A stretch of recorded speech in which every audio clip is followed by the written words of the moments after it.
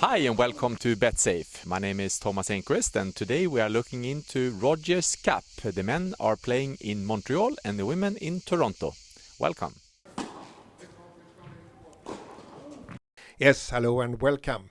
Rogers Cup in Montreal and Toronto is the second tournament in US Open series. For the men it started already last week in Atlanta where we saw John Isner defeating Ryan Harrison in the final, and on the women's side US Open series starts this week in Stanford. And in Stanford, world number 4 Garbine Muguruza was the only top 10 player in the field, and then world number 2 Simona Halep asked for a wildcard to the tournament, but they said no. I mean, I can't understand if you have only one top 10 player in the field and the world number 2 asks for a wildcard, you must give it to her. What do you say about that, Thomas?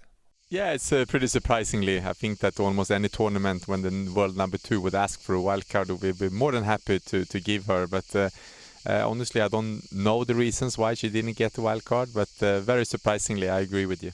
US Open Series started 2004, and that because they wanted to create a bigger interest for some of the smaller hardcore tournaments leading up to US Open. And it has been a great success.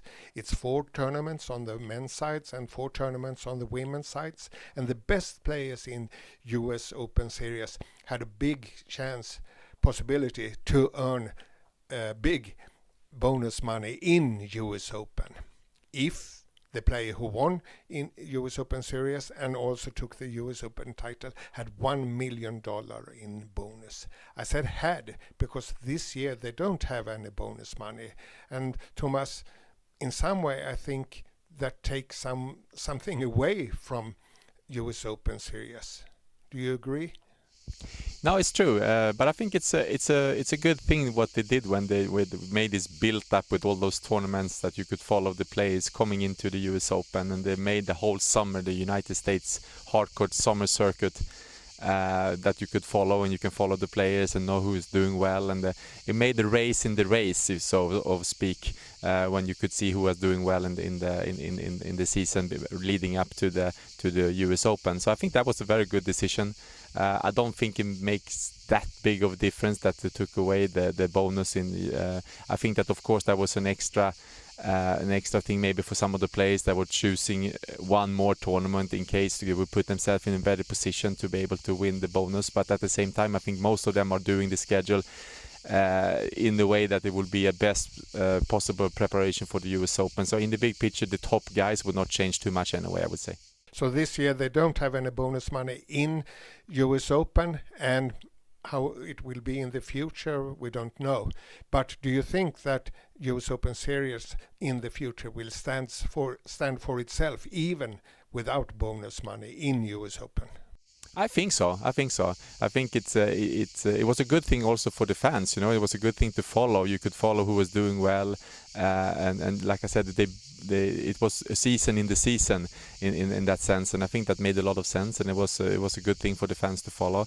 Of course, it was an extra thing for the players to be able to play and get that great bonus in the end of the US Open. But again, I think the top players would not change anything in the schedule. They will still do whatever it takes to prepare as good as possible for the US Open. So not a big change, I would say, in the way that people are not gonna go there and play the tournaments. Yes, Thomas. Novak Djokovic, the title defender, he's not playing in Montreal, but we of course must talk about him because a couple of weeks ago he decided not to play more this season. What do you say about that? Well, of course it's sad. I mean, I'm a big Novak Djokovic fan. It's always so good to see him play, but at the same time I think it was a very wise decision. He's been struggling with his elbow injury for a long time, and you could see that he hasn't been happy on the court, and I think that that's in the end when you have won everything like Novak Djokovic already done, and he has nothing left to prove really. It has to be joyful every time he goes on the court to be able to motivate himself to do what it takes to be able to play the tennis that he usually does. So I think that was a very wise decision to take the rest of the year off, to really rest and to make sure that elbow is 100% rested and fully, and then he can start to prepare and do a long off season to come prepared for the next season. But you have showed in the past a lot of players that have taken either a long time off because they needed it for an injury, or just taking time off because they felt like they have lost some kind of motivation. A lot of times they come back very strong because they will miss the game, they will bring back the joy to the game, and I mean, there's no reason that of course in 6 months time that Novak Djokovic would not be a worse tennis player than he is today. Of course it would take maybe a little bit time to get back to match fitness, but at the same time it's more important for him to be number one 100% healthy, and number two 100% motivated, and when he's doing that, I mean, there's no reason why he cannot have a couple of really good years to come. Maybe he will follow in the steps of Roger Federer, who took the season off last year after Wimbledon. But Thomas, we should not spread rumors here on Betsafe, but it's a lot about talk about Djokovic. He's not struggling only with his elbow injury, but also with things outside the court. What can you say about that? Yeah, I mean, like you said, it's a lot of rumors. We don't really know exactly what's going on, but definitely that you could see that he's been struggling a little bit both on and off the court, I would say, and then you could see that the joy on the court hasn't been the same as it usually is when you watch him play. And I mean, I'm just hoping that with this rest and the time that he's going to take now to recover and also get some perspective on his career, that I really hope that he's going to come back very strong next year, and we're going to watch him again be happy on the court. Not only Djokovic is missing, also where number one Andy Murray is missing, and so also Marin Cilic and Stan Wawrinka. Yeah, unfortunate that so many of the top players had to pull out from the Rogers Cup, but like you say, it's the half of the season. It's been a very hard both clay court and grass court season for a lot of the players. And I think that they make wise decision to not push it too hard. I mean, hopefully with Andy Murray, because he also been struggling kind of throughout this year with injuries. Hopefully that he can come back and he can play US Open. He was not sure after Wimbledon. He said he don't know how long time he's going to need to take off to fully recover. But I think that he would probably do the same thing as Novak Djokovic, in the sense that he will not come back and play until he's 100% fit. I don't think he's going to make a statement saying that he's going to take the rest of the year off, Andy Murray, but I really think that he will, next time he come back on the court, he will be 100% fit. He will not do like he did in the beginning of the year or during Wimbledon, where he did play half injured, and I don't think we would see that happen again, which is also wise, I would say. And for the rest of the players, I mean, Wawrinka had many years now playing really well, a lot of matches. It's going to start to take some toll on his body. Cilic has played really well. Had an unbelievable grass court season. So I think that for him also, like a little injury like he do wisely that he takes the first week off here at the Rogers Cup, and then focusing hopefully to come back strong to get some tournaments before US Open. Yeah. Next one is Cincinnati, also a Masters tournament as Rogers Cup. And in Rogers Cup we see Rafael Nadal and Roger Federer as the top seed, and it was not yesterday we saw them as top seeds in a Masters or in a Grand Slam tournament, Thomas. It's been a while since they were number one and number two seeds, but at the same time they are the best two players this year. They've been dominating this year totally, as they did in the past, I would say. And I think that also, I mean, Roger coming off of winning his 8th Wimbledon title, and with all the confidence that come with that, and he's playing this amazingly, continuing to playing this amazingly tennis like he has done the whole year. Nadal, who I think played his best tennis of his career when he won the French Open again for the 10th time. I had him as a favorite actually, together with Roger at the Wimbledon event. Lost this unbelievable battle against Müller, 15-13 in the fifth set. I think that if he would have won that match, whoever knows, but I think that he would have been very, very dangerous, and because he's playing extremely well at the moment. So a lot of good tennis to looking forward to here in the Rogers Cup, where you have the best two players in the world at the moment, Federer and Nadal, in absolutely the peak of form, battling out and see who's going to take the title. And of course they are the big two favorites in this event. And we should say it's the first time since 2009 that Nadal and Federer is top seeded in Canada in Toronto or Montreal. And Thomas, you were a very good hardcourt player. You had 14 hardcourt titles among your 19 titles, and in Montreal you had a quarterfinal and a semifinal, and in Toronto you had 2 quarterfinals. But if we look at Federer, he has 4 finals in 2 wins and two finals in Toronto, and only 1 final in Montreal. Is it some difference between the tournaments, the circumstances? I mean, not really, I would say. Maybe what I can see is that this is usually the first event the top players is playing after the Wimbledon event.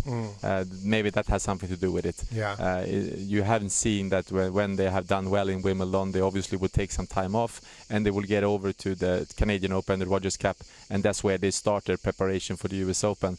Because I don't see really any reasons, conditions why Federer should not be able to play both well in both Montreal and Toronto. When we look at the draw, it seems that Federer has a bit easier draw than Nadal. Do you agree? Well, I mean, Nadal has Raonic.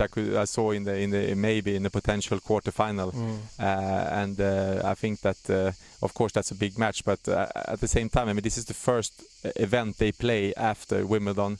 They took probably some time off. They've been practicing now and preparing for the hard court.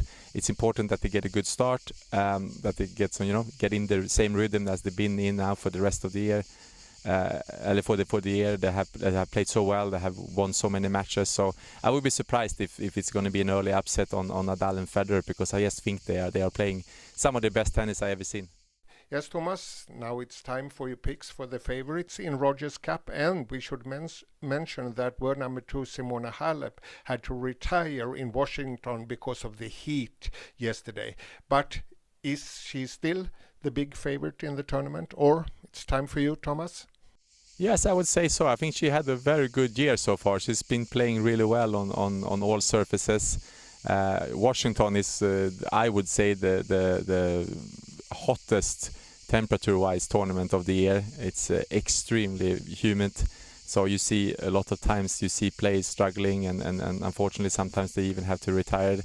And I don't think that's going to make any difference in a way on her preparation. She will take a couple of days off now, so I think she will be fit and healthy for the Rogers Cup, and she's playing really well. I would say Muguruza also, Wimbledon champion, a lot of confidence. Her game is so built on confidence. We've seen that she actually been struggling a little bit before Wimbledon. She has a big game, but when she feels a little bit off, when she's hesitating a little bit in her game, it's not the same player. But when she gets on that roll and when she's playing confidently and she's really going for her shots like she did now in Wimbledon, in the end of Wimbledon, she's a very dangerous opponent. So I would say, of course, coming in so strong with confidence after the Wimbledon title, she's also one of the favorites. And then you have Pliskova also, who loves the American hard court, big serve, loves the fast conditions. She played also well usually in the upcoming tournaments to the US Open, so we have to mention her as well. But before you start with the men, I must ask you about Muguruza, because she hasn't a great hard court record. Is that a coincidence? Because, I mean, she played well on grass, she played well on clays, and she should be a good player also on hard court. Absolutely. I don't see any reason why she shouldn't be able to play good on hard court. Yeah. And I think that, I mean, she's a fantastic player. She's a 2-time Grand Slam champion. What she's struggling with a little bit is her consistency. And I think that with the maturity now, I think that comes with this second Wimbledon title, second Grand Slam title when she took the Wimbledon title. I think that we're going to see some more stability in her game and more trusting in her game, because it's all about trusting her game with Muguruza, because there's nothing wrong with any of her shots, and she's such an aggressive player.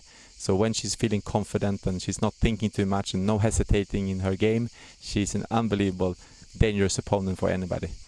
And on the men's side? On the men's side, for sure, Roger Federer, Rafael Nadal, number 1, number 2 seeds. They've been by far the best 2 players this season on the men's game. For me, they are big favorites, of course, even if this is the first event they play after Wimbledon. But for sure, they are the 2 big favorites. Of course, you have Raonic, who plays on a home court. He's been struggling a little bit in the past with the pressure that comes with playing on in your home at your home with your home crowd and everything. So he hasn't played that well so far at the Canadian Open. But I think that again that he has a perfect game for the US hardcourt season, and he's a very dangerous opponent, of course, for anybody when he's playing well. You always have Nishikori. He's always also doing very well at the American hardcourt season. So of course it's a tough competition. But if I have to say two names, Federer and Nadal. And one name? I would say Federer. Federer. Okay, thank you, Thomas. And Thomas Enqvist and I will be back before the Masters tournament in Cincinnati. See you then. Thank you for watching. Yes, thank you very much for watching, and we'll be back before Cincinnati. See you soon again.